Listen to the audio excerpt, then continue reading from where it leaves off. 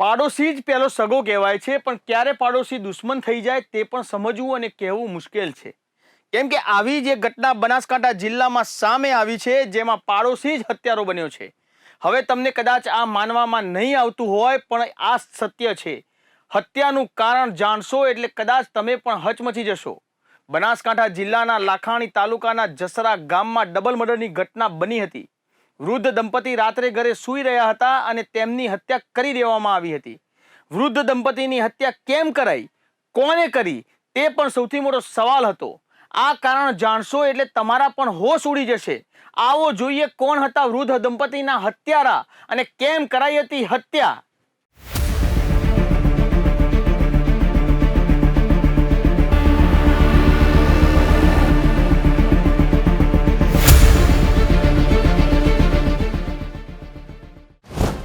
બનાસકાંઠામાં વૃદ્ધ દંપતીની કરાઈ હત્યા. બનાસકાંઠા જિલ્લામાં ડબલ મર્ડરની ઘટના આવી સામે. રાત્રિના સમયે સૂઈ રહેલ વૃદ્ધ દંપતીની નિપજાવી હત્યા. ખેતરમાં આવેલ દંપતીની મકાનમાં અજાણ્યા શખ્સોએ ઘૂસી અને કરી હત્યા. ગત 15 જૂન 2025ની રાત્રે એક વૃદ્ધ દંપતી મીઠી નીંદર માણી રહ્યા હતા. આ વૃદ્ધ દંપતીના પુત્ર ગાંધીનગર એસએમસીમાં પીઆઈ તરીકે ફરજ બજાવે છે. વૃદ્ધ દંપતી બનાસકાંઠા જિલ્લાના લાખણી તાલુકાના જસરા ગામમાં રહેતા હતા. ગત 15 જૂન 2025ની 8 વાગ્યાથી 16 જૂનની સવાર સુધીમાં અજાણ્યા શખ્સોએ દંપતીના ખેતરમાં આવેલ મકાનમાં પ્રવેશ કર્યો. ખેતરમાં આવેલ મકાનમાં વૃદ્ધ દંપતી સૂઈ રહ્યા હતા. આ વૃદ્ધ દંપતીના પુત્ર એસએમસીમાં પીઆઈ તરીકે બજાવે છે ફરજ. આરોપીઓએ મુખ્ય દરવાજાનું તાળું તોડી કર્યો પ્રવેશ. આરોપીઓએ વૃદ્ધ દંપતી પર તીક્ષ્ણ હથિયાર વડે હુમલો કરી મોતને ઘાટ ઉતાર્યા. વૃદ્ધ દંપતી ખેતરમાં આવેલ મકાનમાં મીઠી નીંદર માણી રહ્યા હતા. હવે તમને એમ થશે કે આરોપીએ કેમ આ વૃદ્ધની હત્યા કરી નાખી? શું કોઈ આ વૃદ્ધ દંપતી સાથે દુશ્મની હતી? વૃદ્ધ દંપતીની હત્યાથી શું ફાયદો હતો? તો સાંભળો, નહોતી વૃદ્ધ દંપતી સાથે દુશ્મની કે નહોતું કોઈનું બગાડ્યું આ વૃદ્ધ દંપતીએ, તો પછી હત્યા કેમ કરવામાં આવી? હત્યા પાછળનું કારણ હતું બહુ બધું સોનું. સોનાની હતી ભૂખ, નજર હતી દાગીના ઉપર. વૃદ્ધ દંપતીના શરીર પર હતા મોંઘા દાગીના. દાગીનાની લૂંટ ચલાવવા નિર્દોષ વૃદ્ધ દંપતીની કરી નાખી હત્યા. બનાવની પ્રાપ્ત વિગતો મુજબ સ્ટેટ મોનિટરિંગ સેલમાં ફરજ બજાવતા પોલીસ ઇન્સ્પેક્ટર અજમલ ચૌધરીના માતા હોશીબેન અને પિતા વરધાજી ચૌધરી વતન બનાસકાંઠા જિલ્લાના લાખણી તાલુકાના જસરા ગામે રહેતા હતા. લૂંટારો એટલા ક્રૂર હતા કે બંનેના ચહેરા પર તીક્ષ્ણ હથિયારના ઘા ઝીકી મોતને ઘાટ ઉતાર્યા હતા. સવારે જ્યારે તેમને ખેતરમાં કામ કરતો ભાગીદાર તેમના ઘરે પહોંચ્યો અને જોયું તો વૃદ્ધ દંપતી લોહીલુહાણ હાલતમાં હતા. ઘરના આંગણામાં ખાટલામાં બંનેના મૃતદેહ લોહીલુહાણ હાલતમાં હતા. ભાગીદારા જોતા જ બૂમાબૂમ કરવા લાગ્યો અને અંગે બધાને જાણ કરી હતી. બનાવની જાણ થતા જિલ્લા પોલીસ વડા સહિતના પોલીસ કર્મચારીઓ, ડોગ સ્ક્વોડ એફએસએલની ટીમ ઘટના સ્થળે તપાસ માટે પહોંચી અને તપાસ શરૂ કરી હતી. આ બનાવમાં વરદાજી મોતીજી પટેલ અને તેમના પત્નીની હત્યા કરવામાં આવી. વરદાજીનો પુત્ર પોલીસ ઇન્સ્પેક્ટર છે.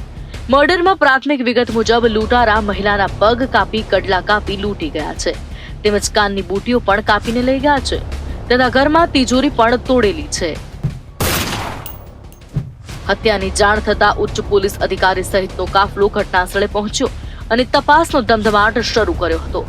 પોલીસને પ્રાથમિક દ્રષ્ટિએ ચોરી અને લૂંટના આશયથી આ ઘટના બની હોય તેવું લાગ્યું હતું, કેમ કે વૃદ્ધ દંપતીએ પહેરેલ દાગીના લૂંટી લેવામાં આવ્યા હતા અને પહેલા એંગલે પોલીસે એ દિશામાં તપાસ શરૂ કરી હતી. પોલીસે હત્યારાને શોધવા માટે 112 પોલીસ કર્મચારીની 9 ટીમ બનાવી હતી. એફએસએલ, ફિંગરપ્રિન્ટ, ડોગ સ્પોટનો સહારો પણ લીધો હતો. પોલીસે આસપાસના 80 થી વધુ સીસીટીવી ફૂટેજની તપાસ કરી હતી. પોલીસ અલગ અલગ ટીમ બનાવી અલગ અલગ એંગલથી તપાસ કરી હતી. પોલીસે નજીકના સોલર પ્લાન્ટ અને અન્ય સ્થળોએ કામ કરતા 300 થી વધુ મજૂરોની પૂછપરછ પણ કરી હતી. પોલીસે એક પણ એંગલ તપાસમાં બાકી નહોતો રાખ્યો. સૌપ્રથમ પોલીસે આજુબાજુમાં રહેતા લોકોની તપાસ શરૂ કરી, જેમાં ડોગ સ્ક્વોડની પણ મદદ લીધી. તેમાં 4 આરોપીઓ પોલીસના હાથે ચડતા ગણતરીના કલાકોમાં જ પોલીસે હત્યાનો ભેદ ઉકેલી નાખ્યો હતો. એસપી અક્ષરાજ મકવાણાએ જણાવ્યું કે 2 દિવસ પહેલા લાખણી તાલુકામાં એક વૃદ્ધ દંપતીની હત્યાનો બનાવ બન્યો. ઘટનાની જાણ થતાં જ પોલીસની વિવિધ ટીમ બનાવી તપાસ હાથ ધરવામાં આવી હતી. 112 પોલીસ કર્મચારીની 9 ટીમ બનાવી પોલીસે 36 કલાકમાં જ હત્યાની ઘટનાનો ભેદ ઉકેલી નાખ્યો હતો. આ પ્રકારની ઘટનાને અંજામ આપનારી તમામ ગેંગ પર નજર રાખવામાં આવી હતી. આ હત્યારાઓ નજીકના જ હોવાનું અનુમાન લગાવી પોલીસે 4 આરોપીને ઝડપ્યા હતા. આખા પોલીસ સ્ટેશન ખાતે લાગે છે ત્યાં સવારના સમયે અમને જાણ થાય છે કે એક વૃદ્ધ દંપતીની હત્યા જે છે એ અજાણ્યા માણસોએ કરી છે અને ખાસ કરીને જ્યારે અમને લોકોને ખ્યાલ પડે છે કે આ હત્યામાં જે વૃદ્ધ દંપતીની હત્યા થઈ છે તે અમારા એસએમસીના પીઆઈના જ ફાધર હતા. આ હત્યાની જાણ થતાં જ લોકલ પોલીસ અને એલસીબીનો સ્ટાફ તાત્કાલિક જગ્યા પર પહોંચી જાય છે અને જાંચ પડતાલ સ્ટાર્ટ કરી દે છે. આ સિવાય ઘટનાની જાણ થતાં આઈજીપી તરફથી અલગ અલગ સૂચનાઓ અને કન્ટિન્યુઅસ માર્ગદર્શન આપવામાં આવે છે. હું લોકોને જણાવવા માંગીશ કે પોલીસે માત્ર 36 કલાકની અંદર જ આ જે હત્યાનો ભેદ હતો એને પોલીસે ઉકેલી નાખ્યો છે. આ હત્યાની જ્યારે પોલીસને જાણ થાય છે એ વખતે જ અમે લોકો આની ગંભીરતાને લઈ અને અલગ અલગ 112 પોલીસની કુલ 8 જેટલી ટીમો બનાવવામાં આવેલી હતી.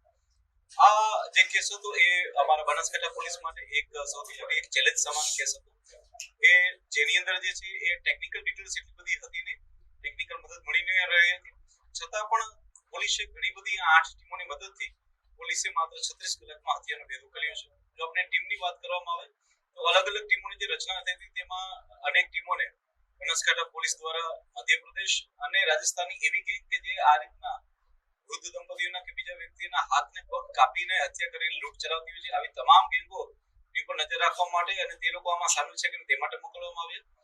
કેટલીક જે પોલીસની જે ટીમ હતી તે લોકોને દાહોદ અને ગોધરા સાઈડ પર મોકલવામાં આવ્યા જેથી કરીને ત્યાંની પણ એમોસ ભેગી આવે.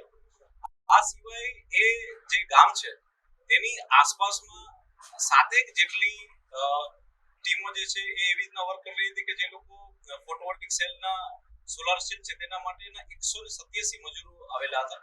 આવા 187 મજૂરોનું ઇન્ટ્રોગેશન કરવામાં આવ્યું. કુલ થઈને આ 112 પોલીસ દ્વારા 36 કલાકની અંદર 350 થી વધારે લોકોનું ઇન્ટ્રોગેશન કરવામાં આવ્યું.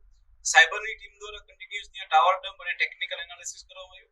એક ટીમ દ્વારા કન્ટિન્યુઅસ જે છે તેને સીસીટીવીના નિગરાની પર રાખવામાં આવ્યું. પોલીસે કોઈ પણ જાતના ટેકનિકલની મદદ ના હોવા છતાં આ જે લોકો છે એ નજદીકના જ લોકો હોય તેવું અનુમાન કરી ડોગ સ્ક્વોડની મદદથી જે છે એ 4 આરોપીને હાલમાં હસ્તગત કરેલા છે. પોલીસે ગણતરીના કલાકમાં જ આરોપી સુધી પહોંચી ગઈ અને 4 હત્યારાઓને દબોચી લઈ કડકાઈથી પૂછપરછ શરૂ કરી હતી. પોલીસે એક પછી એક આરોપીની પૂછપરછ કરી. પોલીસ એ જાણવા માંગતી હતી કે વૃદ્ધ દંપતીની હત્યા કેમ કરાઈ, વૃદ્ધ દંપતીની હત્યા કરવા પાછળનું શું હતું કારણ, વૃદ્ધ દંપતીની હત્યા કરવાનું કારણ લૂંટ હતું કે પછી અન્ય કારણ. પોલીસે જ્યારે ઉપરના તમામ સવાલના જવાબ જાણવાની શરૂઆત કરી અને પછી જે જાણવા મળ્યું તે કદાચ આપણા વિચારની બહાર જ હતું, કેમ કે આ હત્યા દાગીનાની લૂંટ માટે નહીં, આ હત્યા અંધશ્રદ્ધાના કારણે કરાઈ હતી. દાગીના લાવવામાં આવે તો વધુ ધન પ્રાપ્તિ થાય તેવી અંધશ્રદ્ધાએ નિર્દોષના જીવ લીધા. પાડોશમાં જ રહેતા શખ્સે અંધશ્રદ્ધા ફેલાવી દાગીના લાવી વધુ ધન પ્રાપ્તિની આપી હતી લાલચ. સુરેશ પટેલ, સામળ પટેલ, ઉમા પટેલ અને દિલીપ ઠાકોર આ 4 આરોપીને પોલીસે ઝડપ્યા છે. આ ઘટનામાં મુખ્ય સૂત્રધાર સુરેશ છે, જે બ્લેક મેજિકનો જાણકાર છે. તેનામાં એવી અંધશ્રદ્ધા હતી કે આવી વ્યક્તિને મારી તેમના દાગીના લઈ લેવામાં આવે તો તેની મદદથી વધુ ધન પ્રાપ્ત થઈ શકે. આ માન્યતાને ધ્યાનમાં રાખી આ ઘટનાને અંજામ આપ્યો હતો. સાથે સાથે તે પોતાના પિતાને અને મામાને સાથે રાખે છે. રાત્રિના સમયમાં બીજો અવાજ કોઈને ન સંભળાય તે માટે ટ્રેક્ટર પણ ચાલુ રાખ્યું હતું. તે બાદ 3 લોકોએ ત્યાં હત્યાને અંજામ આપે છે.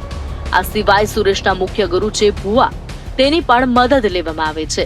તેના ઘરે જઈને વિધિ પણ કરે છે. આ બાદ તમામ દાગીના બીજે એક વ્યક્તિને આપી દે છે.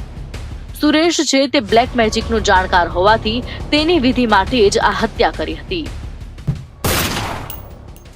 પોલીસની પ્રાથમિક વિગતમાં એ પણ સામે આવ્યું છે કે સુરેશ પર ઘણું બધું દેવું થઈ ગયું હતું. આર્થિક સંકડામણમાં હતો. તેણે ઘણા લોકોને ચેક પણ આપ્યા હતા જે બાઉન્સ ન થાય તે માટે તેણે આ રસ્તો અપનાવ્યો હતો. હત્યા થઈ તે દંપતીનું અને આરોપીઓનું ઘર નજીક જ હતું.